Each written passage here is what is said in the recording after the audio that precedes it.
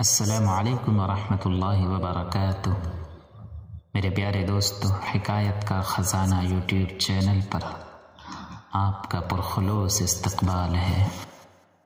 ایک مرتبہ نبی آخر الزماں حضرت محمد مصطفیٰ صلی اللہ علیہ وسلم نے حضرت جبرائیل امین علیہ الصلاۃ سے دریافت فرمایا کہ جبرائیل، ذرا یہ تو بتاؤ کہ تمہاری عمر کتنی ہے؟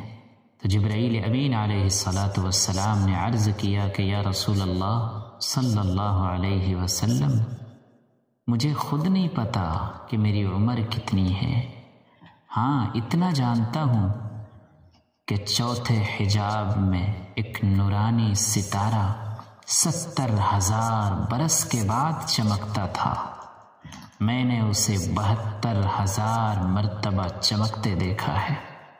تو نبی آخر الزماں حضرت محمد مصطفیٰ صلی اللہ علیہ وسلم نے یہ سن کر فرمایا، وعزت ربی انا ذالک الکوکب، میرے رب کی عزت و جلالت کی قسم، میں ہی وہ نورانی ستارہ ہوں۔